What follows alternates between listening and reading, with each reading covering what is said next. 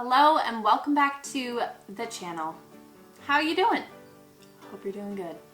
Never know how to start these intros, but today I am very excited because we are going to be going over how to plan your October grocery budget to save hundreds now. I know that sounds a little dramatic, but it's so true. If you can plan ahead for your groceries and do these 5 steps, it will help you save money on your next grocery bill and get you in the cycle of making more things from scratch and eating better overall, eating more whole foods, and allowing you to start into bulk buying, which is my favorite thing ever. I absolutely love it. So number 1 is that you are going to do a pantry sweep. So this means you don't have to go super in depth. You can if you want to. You can clean everything, toss stuff out, you can do what you want.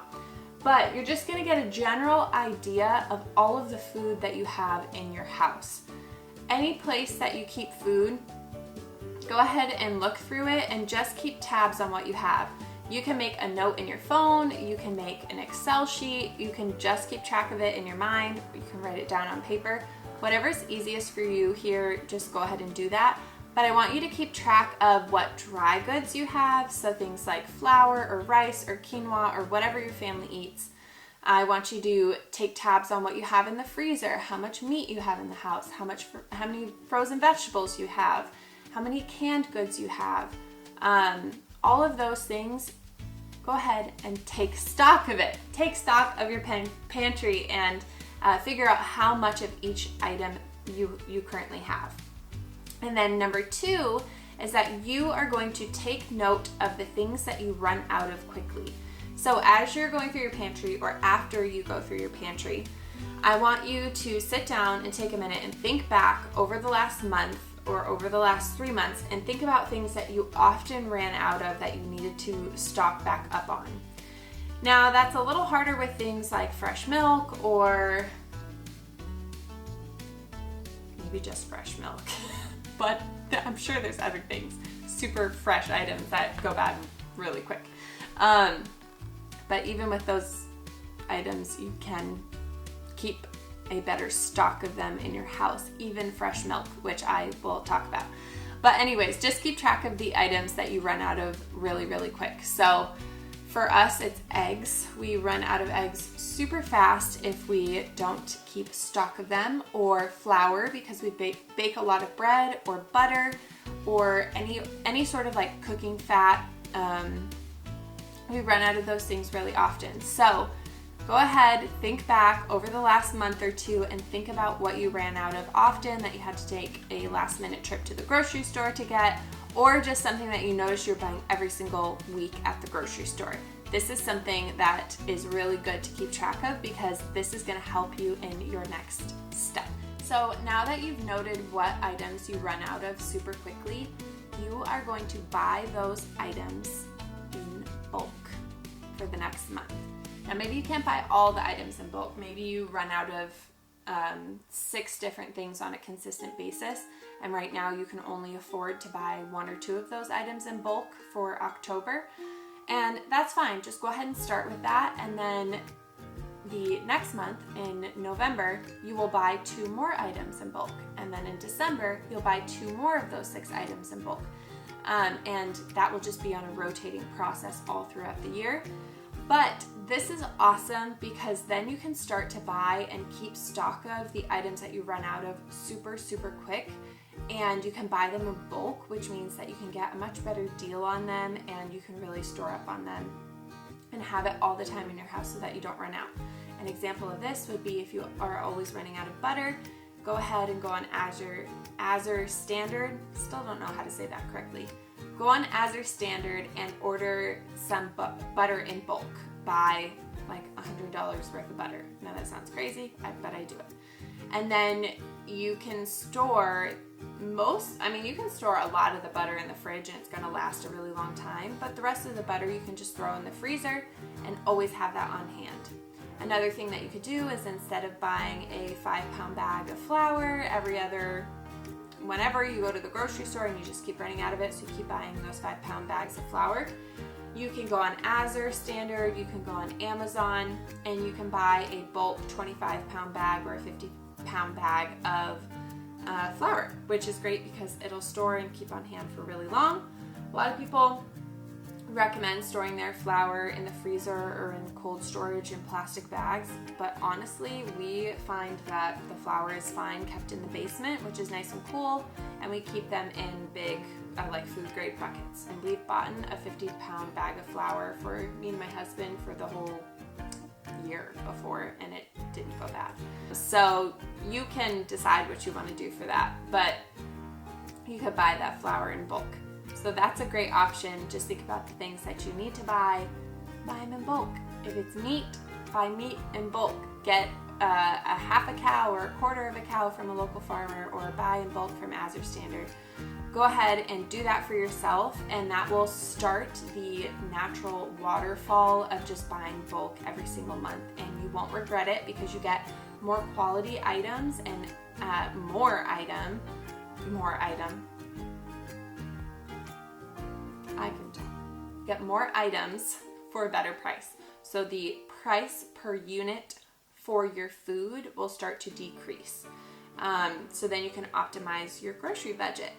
And you can either buy more food for that price, keep the same product, or you might even want to start buying a higher quality product because you can get it for cheaper.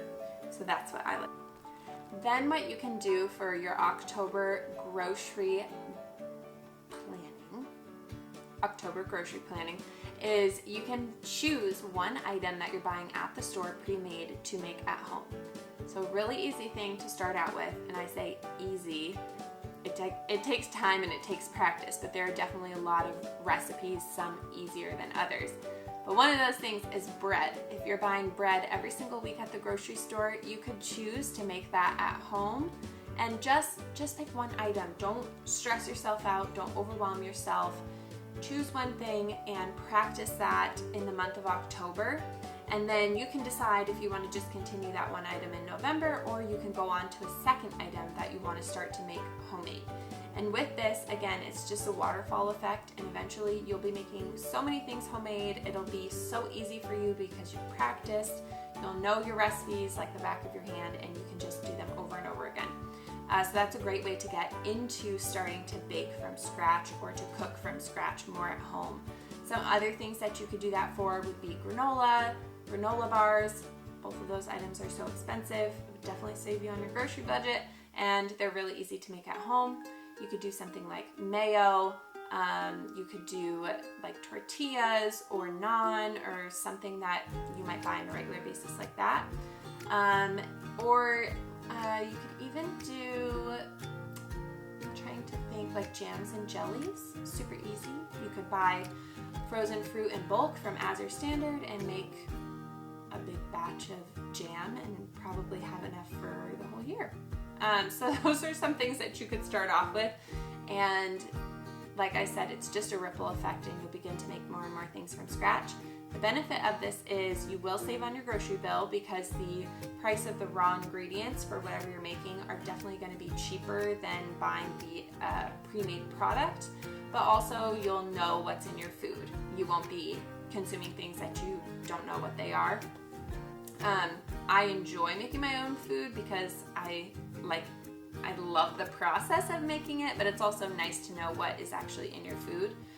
And yeah, it's a huge benefit of getting to make things from scratch. And then lastly, what you can do in this season to save on your October grocery budget is go ahead and check in. This is the perfect time, no matter where you live.